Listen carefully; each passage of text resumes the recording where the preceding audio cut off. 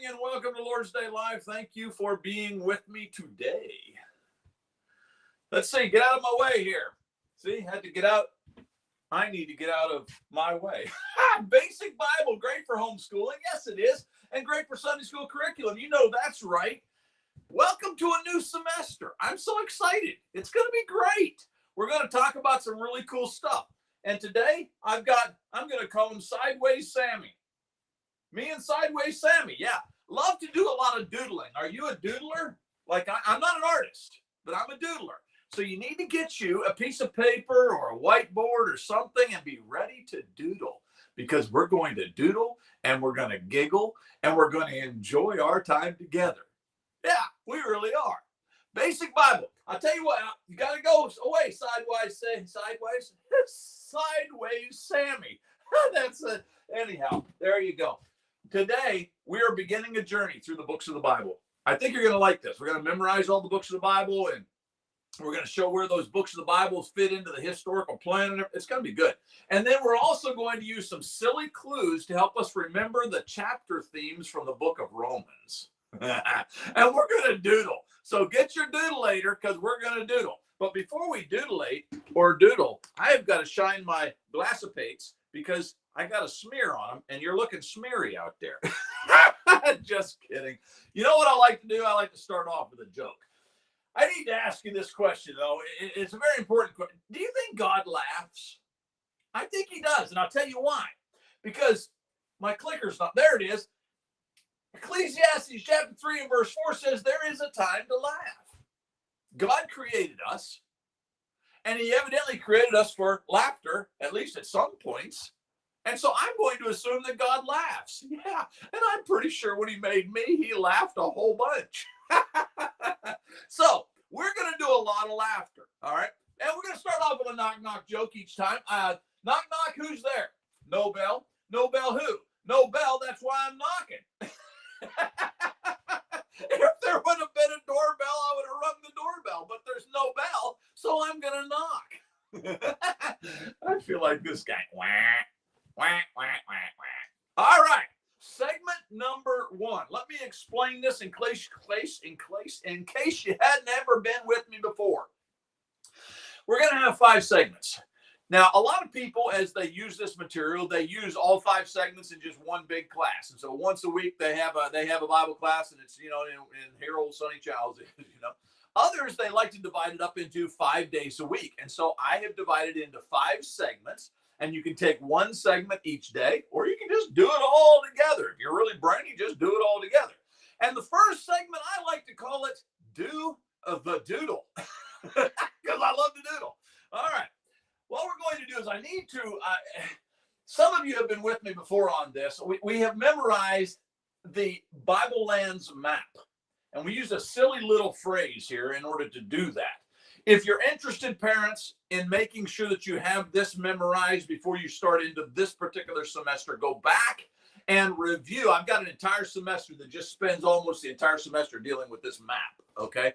But it's very important that we have this map in our head for this reason down here, for this area down here. We're not going to deal with much of this up here, but this area down here. But this is a silly way to remember it. If you can remember this phrase, boot, blob, banana boat with bubbles being bounced beside balloons. Say that about 75 times. Get it in your head, because it's really important that you see it. If you see what you're saying, you'll be able to draw the map. Boot, Italy. Everybody thinks that Italy looks like a boot, and I do too, right? Blob. If you came over here to Greece, and it's just like a blob of land there. It's kind of hard to describe, so we're just going to call it a blob. If you go to the coastline of Asia Minor here, you'll notice that kind of looks like a banana. And then if you go the coastline down here, it looks like a boat, doesn't it? See, banana boat with bubbles. Boop, boop. These islands are bubbles. Boop. And it's being balanced. Now, notice that. Have you ever thought about the Red Sea kind of looking like a man's hand? Being balanced beside balloons. Here's a blow-up of Israel. And the balloons, you see the Sea of Galilee looks like a balloon that's on a stringer and it's going up. But then there's the Dead Sea. It looks like it's lost all of its helium, and it's on the stringer going down this way. Streamer, not stringer, streamer. And over here, you got the Persian Gulf, and it's very similar. And you got coming from it, you have got the Euphrates River, and you got the Tigris River. All right. And it kind of looks like a balloon too. Let me see. Let me just go this way. Maybe this will help you. Boot. See it? Blob. See it? Banana. See it? Boat. See it? With bubbles. There's an island there, island there, and island there. Being balanced. See it? And it's beside balloons. Here are the balloons here. And here are the balloons here. Now, can you say the jingle? Very important that you have this jingle down. Like I said, I took an entire semester for us to review this map. Went over and over and over. I don't have the time to do that because we're getting into the books of the Bible. But in order for me to plug in the books of the Bible and show you where those stories happened, it's very important that you be able to have the Bible map in mind. Not so much the boot, the blob, or the banana. But you do need to have this area here. This area of the boat and being balanced, and certainly the bubbles. You got to have that in order for you to be able to get this story together. So boot, blob, banana boat with bubbles being balanced beside balloons. Say that again over and over and over and over and over. It'll be on your test. And so if you can get that in your head, it's going to help you tremendously as we go through the books of the Bible and I show you where certain stories happen on the map. Boot, blob, banana boat with bubbles being bounced beside balloons. Get it in your head. All right. Now, what we do at the end of each segment is I click my clicker and it doesn't do anything. Come on, clicker. There it is. At the end of every segment, we're going to have a test prep. And at the end, on the 5th segment, all of these questions are put together in one big test. And so you can use it however you want, parents. But you got this, young people. I believe you've got this. And so if I'm going to test you over this first segment, I would ask you to recite or write down the silly little jingle. Boot, blob, banana boat with bubbles being bounced beside balloons. Okay, you got it? And then I'd ask you to draw the Bible Man map. Now, we hadn't done that yet, and I promised you to doodle, so get out your doodle later. Let's see if we can just do it from memory. Remember? From memory. All right. First one was boot. Very good. So put you a boot up. It doesn't have to be fancy. Boot. Okay. And then a blob, kind of like a Grecian snowman. Boot, blob, banana. Remember? Banana. And then you got your boat. And it's being balanced. Remember? Being balanced beside, I didn't do this very good, balloons. And over here, you're supposed to draw the Persian Gulf, but I didn't leave myself enough room on the paper. I should just have to tape another piece of paper over there. But as you continue to doodle and doodle and doodle, we're going to be able to show you things. For instance, most famous city in all the world, I'll show you how. Go to the bottom balloon, that's the Dead Sea. Go to the top of it and just slightly to the west and put you a dot. That's Jerusalem, the most famous city in all the world. This, of course, is Egypt. Rome, Italy is over here, Athens, Greece, okay? Ephesus, So we're going to be able to see a lot of boot, blob, banana boat with bubbles being bounced beside balloons. So keep your doodle-later close and doodle-late a lot, because it'll help you when you take it from here and you put it onto a whiteboard or a piece of paper or whatever. It helps you to remember that. Boot, blob, banana boat with bubbles being bounced beside balloons. Oh, let's just be silly. Throughout this semester, we're going to see little Miss Chickadee. And little Miss Chickadee is going to be making her way across the road, telling us various chicken jokes. That's what I should have said, various. Here's the first from little Miss Chickadee. Why did the rubber chicken cross the road? Have you any ideas why the rubber chicken might have crossed the road? Well, I'm going to tell you. Actually, Miss Chickadee will. And she is going to say it's because she wanted to stretch her legs. A rubber duck. Not a rubber duck, rubber chicken. Rubber duck. These are not duck jokes. Although I do have a duck joke in these jokes. Why did the duck cross the road? Because he thought he was a chicken. But that's later on. That might even be next time. And now you know the joke. Anyhow, rubber chicken cross the road, stretch her legs. You can go ahead and save all these. Write them down. You can tell them to your friends. You'll be much more popular. Probably not. Let's make a memory. This is the second segment of our time together where we make a memory. Do you like memorizing things? Me either. But I'm going to show you a way that is pretty easy and pretty simple. And each time you're going to have a memory verse. And, well, let's just go ahead and show you this. We're going to be talking about remembering Romans and how do you remember Romans. And you're going to have a memory verse and you're going to have a silly little picture that you're going to have to draw on your doodleator. And in that silly little picture, it'll help you to remember each of the 16 chapters of the book of Romans. We're going to have 16 weeks of this. And so guess how many chapters we're going to do each time? 1. Oh, you're good at math too. I didn't know I'd be teaching math while I'm teaching Bible. Anyhow, remembering Romans. We're going to talk about how to remember the chapters of Romans. So remembering Romans. Here's chapter 1. Chapter 1. Now, take your doodleator and your fancy dancy eraser here. It's toilet paper. And we're going to doodle it. But before we doodle it, maybe I should tell you what that means. Can you see it? That is supposed to look like a flower.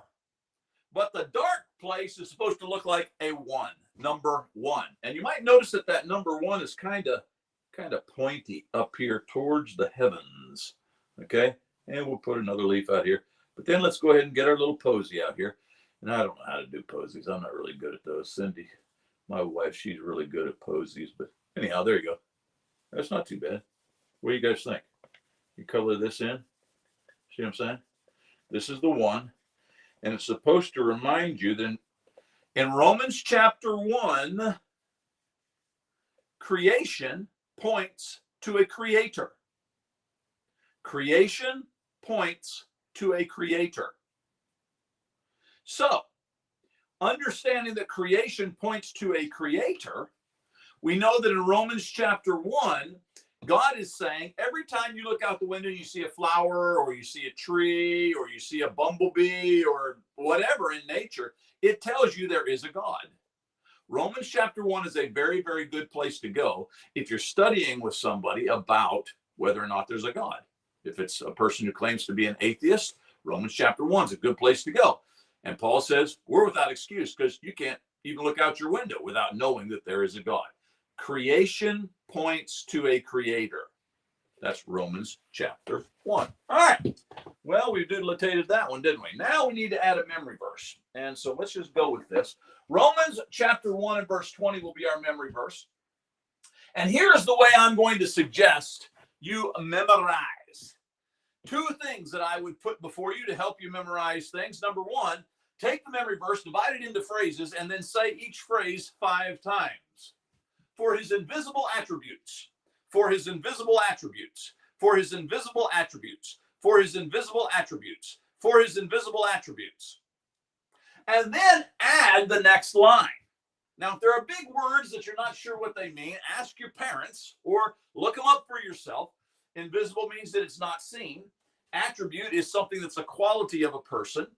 And so he's saying those things that are not seen about God, namely, let me tell you what they are, namely his eternal power, namely his eternal power, namely his eternal power, namely his eternal power, namely his eternal power. Say each line 5 times, and then it'll start sticking in your head. Second technique, after you've done that, then goes through and eliminate certain key. Then put those on sticky notes all over the house. So every time you go to brush your teeth, or every time you go to get a plate out of the cabinet, whatever, you will see this and you'll have to fill in the blanks. And it'll help you throughout your time of studying this. It'll help you to remember this very important passage. Romans chapter 1 and verse 20, remembering Romans. And what does Romans chapter 1 tell us about? Creation points to a creator. And if you read this, you'll find that that's basically what this passage, what Romans chapter 1 and verse 20 is saying. So that's your make a memory section. So segment number 2, as far as test prep is concerned, I'm going to ask you, what is the theme of Romans chapter 1? Creation points to a creator. See, you're already ahead of me. Can you quote the memory verse? Now, that one might be a little bit tougher because we didn't do a whole lot of time with that, but you spend some time this week over and over and over and over in your head so that when the final test comes, you're able to slap it down on paper and or quote it however your parents want you to do. Let's be silly again. I love this horse character. Don't you like that face? Why did the boys smear peanut butter on the road, says the horse. It's a good question. I had never actually witnessed that with my own eyeballs, but it's probably something that could happen. A little boy jumps out the car and he smears peanut butter on the road. Why would he do such a thing? Well, it was to go with the traffic jam. Get it? Jam, jelly. He was making a PB&J, peanut butter and jelly sandwich. I thought if not, that's funny. Come on, people. Hardy har, yeah, it's funny. Segment number trace. That means 3 in Spanish. Ponder a passage. Now, the third thing that we do is we go into that passage of Romans and we are going to look at it in more depth, more detail. You ready? Here it is. Well, no, well, those letters are kind of small. I hope you can read that. You got better eyes than I do. Next time I'll try to make the font a little larger. But as you will notice, we're going to look at Romans chapter 1, verses 18 through 23, and smack dab in the middle of that is going to be our memory verse. For the wrath of God is revealed from heaven against all ungodliness and unrighteousness of men who by their unrighteousness suppress the truth. What does it mean to suppress the truth? That means hold it back. Don't tell the whole truth. You ever done that? I have. Yeah, sometimes, Mom. Where have you been, Sonny? Well, I'll mention one of the places I've been because I know she's okay with that one, but I don't mention the other one because she might question that one. You ever suppress the truth? Yeah. Well, he says that makes for bad people. Don't suppress the truth. We need to always tell the whole truth and nothing but the truth. You know what I'm saying? And so don't suppress the truth. For what can be known about God? So you want to know about God? Well, it's plain to them because God showed it to them. Well, how did he show it to them? Well, I'm going to tell you. Verse 20, here's our memory verse. For his invisible attributes, those things that you can't see, the qualities of God that you can't see, his eternal power, his divine nature, they are clearly perceived. You can see them. Well, how's that possible? If I can't see them, but I can see them. Well, it's kind of like the wind. Do you ever notice the wind blows, but you don't actually see the wind? You see the effect of the wind. The wind blows, the leaf flutters on the tree, and you say, aha, the wind must be blowing. Same thing is true of God. It can be clearly seen ever since the creation of the world, and it's seen in the things that have been made. Creation points to a creator. Very good. So they are without excuse. You have no excuse because everywhere you look, including your last assignment, is going to be look out the window and give me 5 things that you see that tell you there has to be a God. We don't have any excuses for saying that there is no God. For although he knew God, they did not honor him, they gave thanks to him, but their fruit on their thinking and foolish in their hearts were darkened. Claiming to be wise, they became fools. And you know why? Because they exchanged the glory of the immortal God for images resembling mortal man and birds and animals and creeping things. They worshipped idols. And some of those idols actually look like man. And he said, we can't be doing that. Because when you do that, you deny the creator. And when you look out the window, you know there's a creator, and we are responsible to the creator. So if I was going to test you over make a memory, which is trace 3, here are the 5 questions that I would ask you from that marvelous passage that we just looked at together. Take a screenshot of that and be ready. Let's silly up one more time. We've got this sleeping dinosaur, and it's a T-Rex. And what do you call a T-Rex that makes loud noises when he sleeps? Well, naturally, you call him a dinosaur. Now, I know you're thinking to yourself, where's the T-Rex? Well, clearly he's over here because he's snoring. You're saying to yourself, well, why didn't you show us the T-Rex? I couldn't find a picture. Not the one that I wanted. So we just went with that scene in the Z's, and you're just going to have to imagine that he's over there. So what do you call a T-Rex that makes a lot of noise when he sleeps? A dinosaur. Segment number 4. In segment number 4, we do what has become my favorite part of our time together, and that is we apply the why. That means we don't just memorize the Bible. We don't just memorize silly pictures that help us remember the theme of various chapters. We actually make the Bible come alive and do something, change us, make us better people. And I love this part. So what we're going to do is we're going to go back to our passage that we talked about earlier, and I'm going to ask you a leading question. All that stuff was, remember, all that stuff was very, very important. But the one thing I want to draw you into is this. Can you see anything right now that tells you that there's a God? It says here, for his invisible attributes are clearly perceived in the things that he has made. So here's what I want you to do. Look around the room. Does your mom have a potted plant, perhaps? Is there a goldfish swimming in the, can you see a window? Look out the window. Can you see anything right now that tells you there's got to be a God? Because How else would that have been created if there wasn't a God? So we're trying to make the Bible come alive in our life, to make a spot in our heart. Now, the reason that's important, as I said earlier, is because maybe you've got a friend who says they don't believe in God. Well, maybe you need to take your friend camping. And every time you see something that's amazing, how do you think that got there? How do you suppose that happened? And if they want to say to you, well, it happened because of millions of years of evolution, you ask them this question.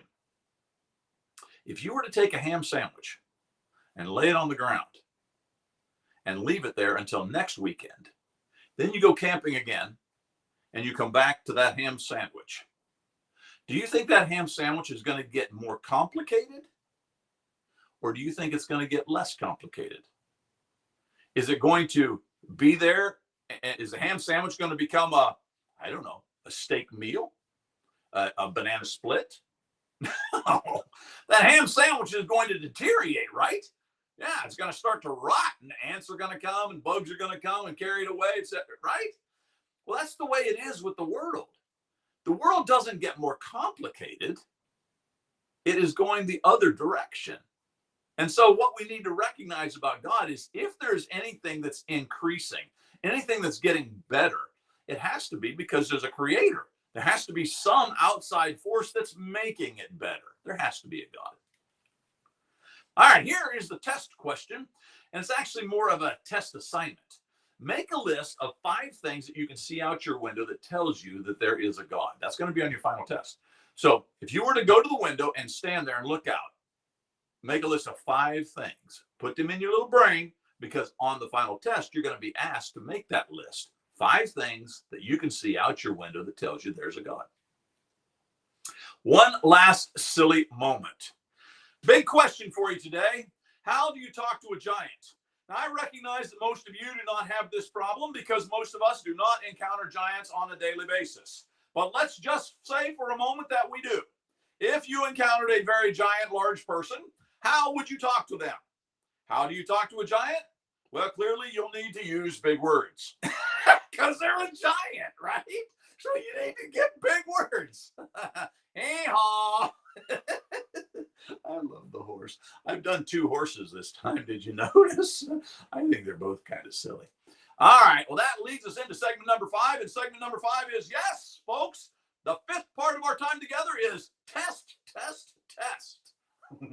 And you got this. I'm going to do my best to put 10 questions in each test. All right. Last time I messed up and some of them I didn't have, but I'm going to try this time to do better. 10 questions in the test. All right. And here are the questions. Are you ready? Now I'm going to move over there because what's going to happen is my head's going to be over there. And I want to cover up my head over there with my real head over here. So I'm going to move. Okay. Here we go. See, there I am.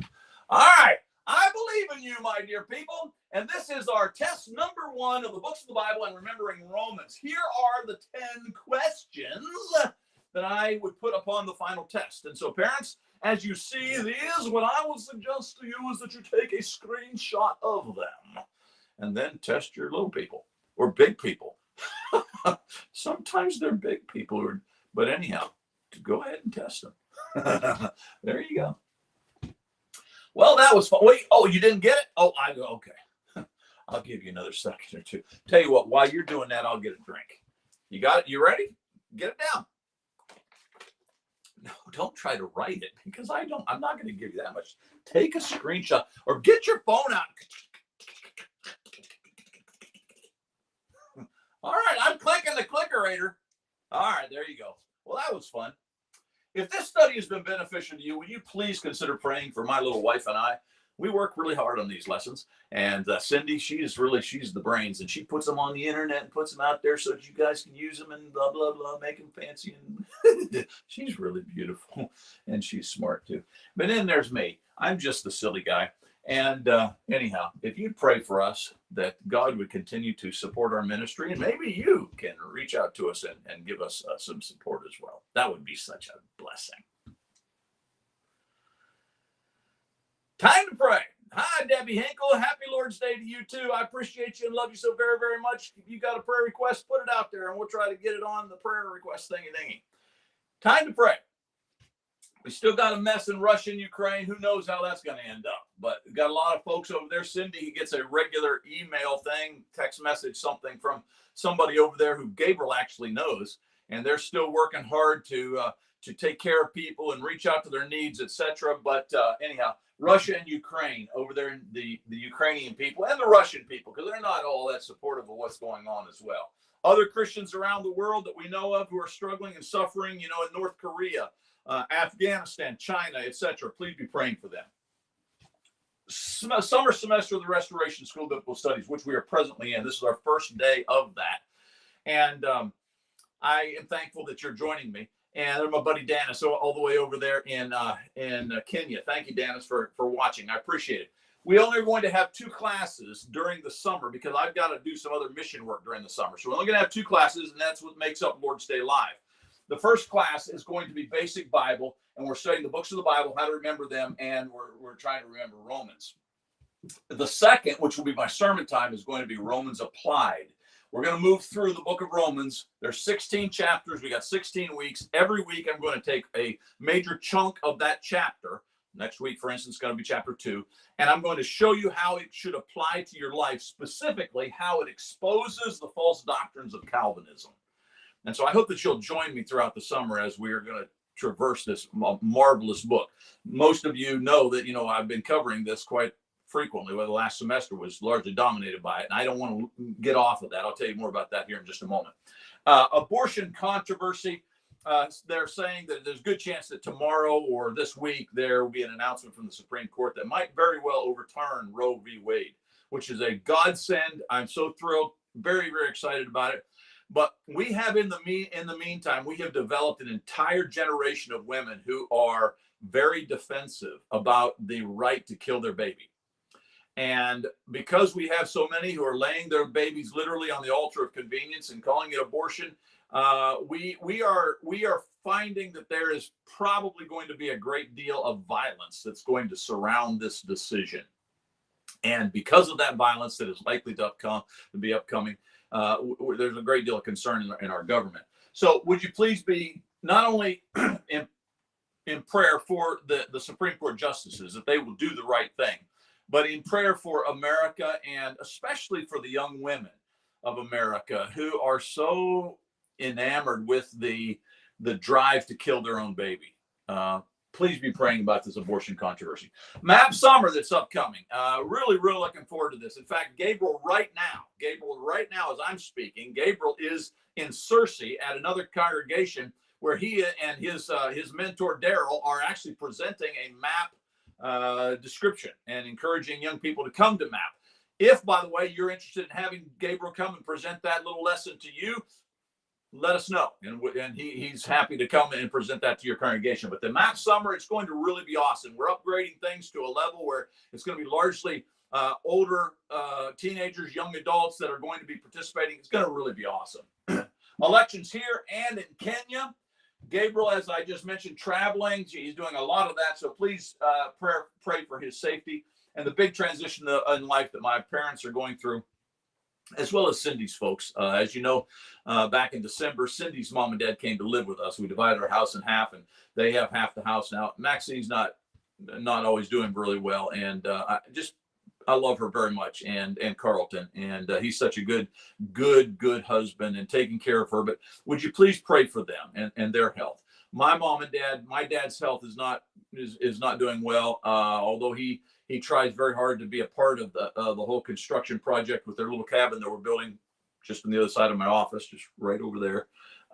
And so we're going to have both sets of parents on the property. My mom is really struggling this morning. When it seems like when the thunderstorms come through, she gets it in her neck and fibromyalgia flares up and all that.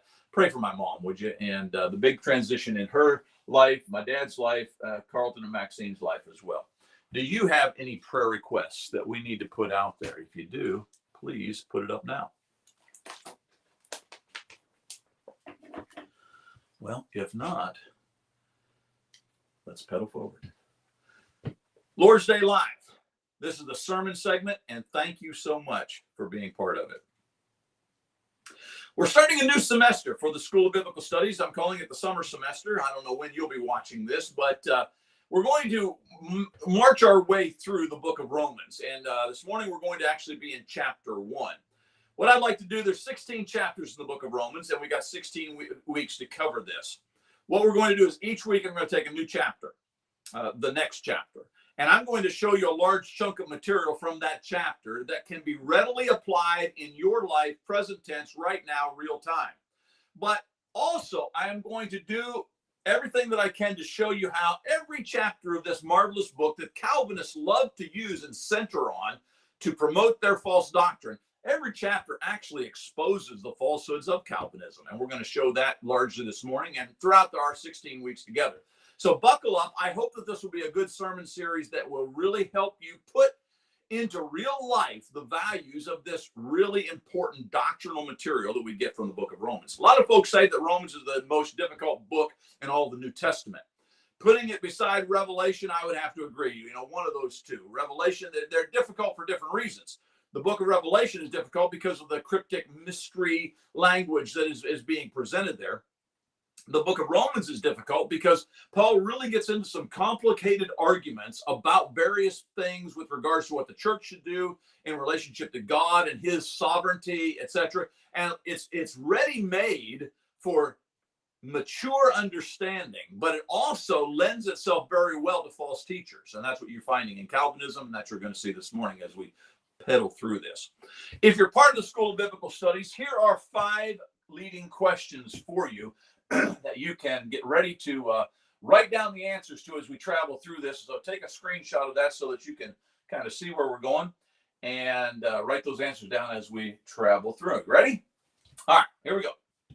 Romans chapter 1. You're going to notice that each time I'm going to have a lot of text on the screen. And the reason for that is because I'm trying to, as we move through the book, I am trying to grab as much of the text as possible to make these lessons come together and show you how that God himself is very, very relevant, present tense, right now. Just as relevant as he was 7,000 years ago when he created this place, okay?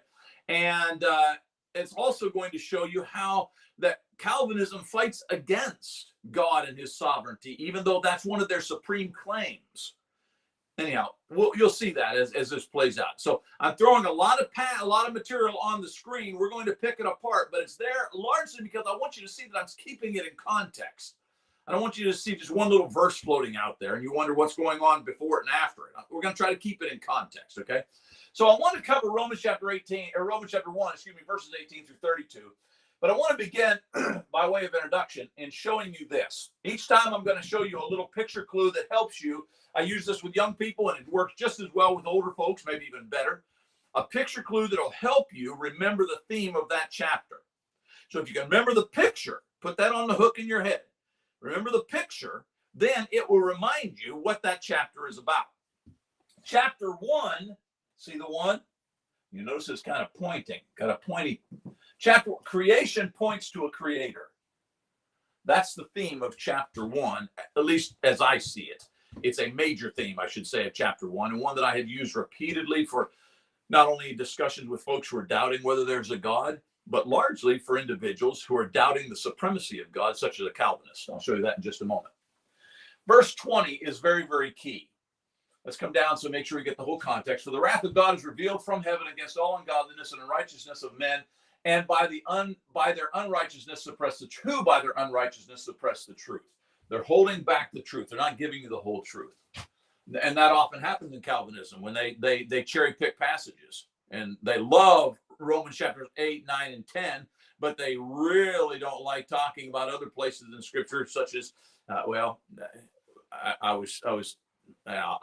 get that as we travel on through this. I was thinking about Genesis chapter 3 and how it talks about the free will that we have. We'll get there in a moment or later on. For what can be known about God's plan is plain to them because God has shown it to them. For his invisible attributes, namely his eternal power and divine nature, have been clearly perceived ever since creation of the world in the things that have been made. First thing that you need to see by way of introduction is that this passage is saying that, number one, God makes himself obvious. But there's another underlying principle here that Calvinists refuse to see, and that is, in making himself obvious, he puts responsibility upon us. watch this as we begin to draw three big applications from this important passage. Application number one. Oops, that's supposed to be turned just a little bit. You're supposed to be up here. Number one, because of the invisible attributes that are clearly seen through the things that are made, we are without excuse. Application number one, we have no excuse because God in his just nature has provided evidence. And by the way, this evidence is not just provided to the person who had the blessing to go off to a Christian college. It's not just evidence that is provided to somebody who had the blessing of being raised in a Christian home. It's not just provided to somebody who was blessed to be born in America. Everybody has this blessing. Everybody. Specifically, that we can clearly see the creation story, the things that have been made. And therefore, we are without excuse. I want to ask you a question. What creates the potential for an excuse? Clearly, he says we don't have one. But let's say we did. What would make the context so that I had an excuse? Well, if I had not been given a just amount of information, then it would not be just of God to hold me responsible for information he never gave me. And if I did not have the free will to make the choice, if I was forced into it, then that is not a choice that I have made. Therefore, I'm not responsible. Therefore, I have excuses. My excuse is, why would you hold me responsible for something that I do not have? Now, of course, the Calvinist, he's going to immediately raise his hand. He's going to say, oh, but Sonny, Romans chapter 9 tells us that there are certain things of God that we may not understand. And who am I to judge God? I get that, and I agree with that because it's Bible.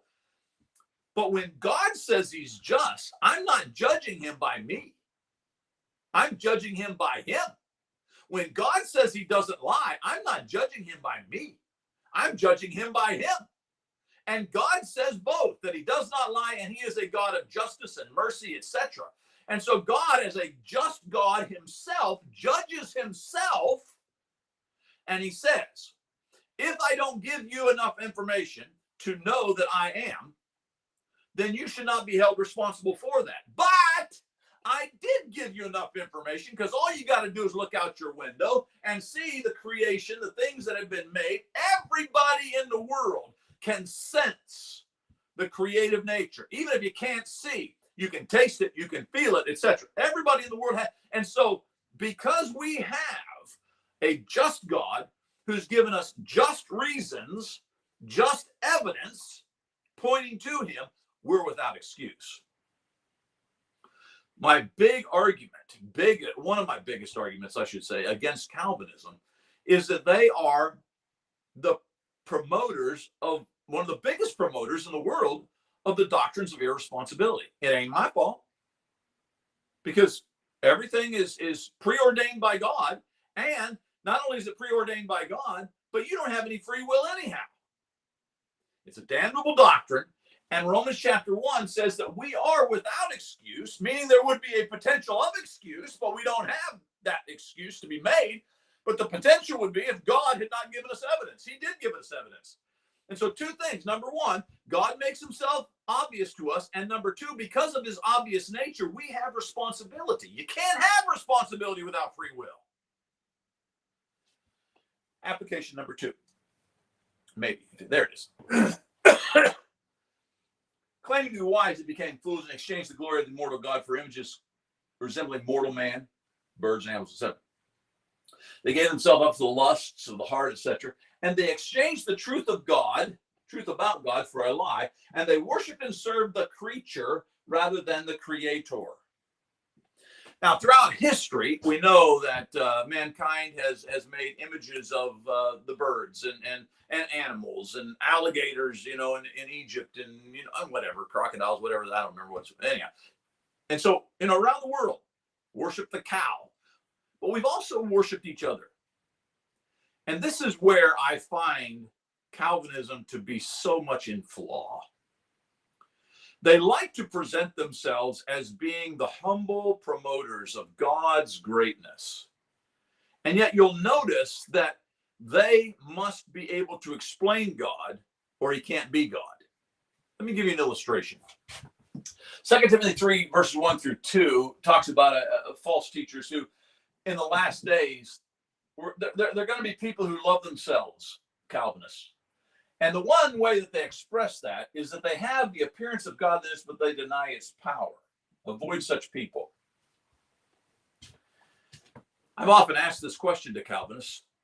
If God is truly omnipotent, why can't he create a being who has free will? And they can't answer the question, because in answering the question, they have to deny God's omnipotence. Now, they will attempt to misdirect, and they'll attempt to get around that, and they will suggest to you that that's not even possible, Sonny. That doesn't even make sense. And I've had people call me an idiot. I've had people call me stupid, heresy. I've had all those terms applied to me, because they cannot, in their infantile mind, they cannot reason the possibility of an all-powerful God giving free will to his creation. The problem with their reasoning is just that. It's their reasoning. They are people who believe they've got to figure out God, and if they can't figure out God, then it can't be true. You see what they just did? They put God in their box of reasoning, and they come up with a godliness that has no power. He's God. He's omnipotent. No, he can't create a being with free will. They are a contradiction. They exchange the truth of God in order to worship the creature themselves. Humanism is alive and well within Calvinism. You watch them. If you argue with them, debate with them, etc., one of their primary tactics is to quote other men. They will quote Reformation, not Restoration leaders. They would never do that. They will quote other Reformation leaders before they quote the Bible. There's one guy who I argue with regularly. He'll quote an atheist before he quotes the Bible. They are in love with themselves. They are in love with the creature. My probably favorite phrase that I use as far as Bible study is concerned, and you've heard it way too many times from me, but it's going to continue to be from me. Let the Bible interpret the Bible. If the Bible interprets the Bible, if God is allowed to explain himself, then at the end of the day, what do you got? God. That's what I want. I don't want my reasoning. I don't want your reasoning. I want God's reasoning. So don't be in love with the creature. Be in love with God. And so my second application to you is that we need to be very, very careful not to exchange the truth of God for a lie. And the lie is, I can't figure God out, so he can't be God. Or I can't figure God out, so he can't have that attribute. Nonsense. Then number 3, it's for that reason, this whole idea of falling in love with themselves, for that reason, God gives them up to dishonorable passions. Their women exchange natural relations for those that are contrary to nature, and the men likewise gave up natural relations with women and were consumed with passions for one another. That's homosexuality. I mean, it's hard to get around that. Anybody, and I have argued and I have debated, even homosexual preachers, okay, several of them, that have debated with me in favor of homosexuality. The Bible doesn't really condemn homosexuality. Yeah, it does. It's right there. Yeah, it does. And when we understand that and then connect it to the previous passage, you might be asking yourself, how does this even tie in? First of all, he talks about the fact that we're without excuse because we've got all the evidences. Second of all, he tells us we've got to stop being in love with ourselves and let the Creator explain things to us. And then number 3, he goes off into homosexuality. What's the connection here? It's simply this. When you deny the first 2 applications, when you are an individual who is so enamored with yourself that you can't see God, the first thing that's going to go is personal responsibility. And the reason for that is because we're lazy people. And this is the heart of the doctrine of Calvinism, irresponsibility. When our excuse is, well, but I don't have a free will, it's all God's fault. And when we trap God within the limits of our understanding, he's omnipotent, but he can't create a person with free will, then the culture is going to pick up on that. And the culture will lower the bar of personal responsibility. I lay the American culture of today and all of its facets of irresponsibility, including irresponsibility towards sexuality, I lay that at the feet of the Calvinists and others, but certainly the Calvinists have given them reason to believe. I can't control myself. I'm designed to be this way. God predestined me from the beginning that I was going to have these urges. And you see what? Calvinism is the Pandora's box that opens up all kinds of possibilities to the culture and gives them a myriad of excuses. And so we have what we have today. Which leads us to this final section. Verses 28 through the end here, verse 32. It reads like this afternoon's headlines. I mean, it really does. As I read this, you just think to yourself, is that not happening right now in America? And since they did not see fit to acknowledge God, God gave them up to a debased mind. Yep. To do what ought not to be done. Yep. They are filled with all manner of unrighteousness, evil, covetousness, malice. Yep. They are full of envy, murder, strife, deceit, malice, maliciousness. Yep. They are gossips, slanderers, haters of God, insolent, haughty, boastful, inventors of evil. Yep, that's Hollywood. Oh, disobedient to their parents. Wow, right in the middle of that lengthy, horrible list. You got disobedient. Yeah, that's America. Foolish, faithless, heartless, ruthless. Yep, that's America. Though they know God's righteous decree that those who practice these things, this horrible list, they deserve to die. They not only do them, but they give approval to those who practice them. That's America. And unfortunately, that's many in the church today. Right here, verse 32. They actually approve because silence is approval. When your preacher doesn't have enough backbone to get in the pulpit and actually speak on the subject of homosexuality, he's giving approval. He's guilty of verse 32. When we have elderships that have not their primary directive is to keep the peace, don't rock the boat. Doesn't matter if God's truth is being trampled on. When that happens, their silence is approval. We're there, my friends. That's us. That's us. So, Romans chapter 1 is all about creation pointing to a creator. But there are three applications then that have to be drawn from that. Number one, since he's obvious, we're without excuse. Since he is obviously the creator, we got to stop worshiping ourselves and start letting him speak, interpret the Bible by his words, not ours. And then number three, we need to recognize that the irresponsible lifestyles that are so prevalent in America today happen because the church sets the bar so low. And culture just takes off and runs with it. And you end up with this that reads just like this afternoon's headlines. So there's your three applications from Romans chapter 1. Thank you so much for being supportive of my ministry. Please continue to pray for us. And if you can, please support our ministry. Send your checks to the physical address, or you can use, online. It really means the world to us, and we need your support. Things are really tough in this Biden economy, and we really need your support. So please, if you can, pray for us and support us in your missions giving. It's the Lord's Day, and may I encourage you then, keep it simple, keep it innocent, and keep it meaningful when it comes to the Lord's Supper. Make sure he's the focal point.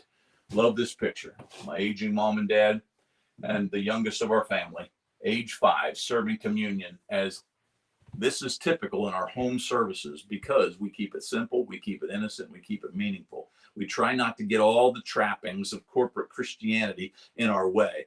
Move them aside and give Jesus what he deserves, our heart. Thank you for being with me today. I love you. Remember, be there. Matthew 16:26.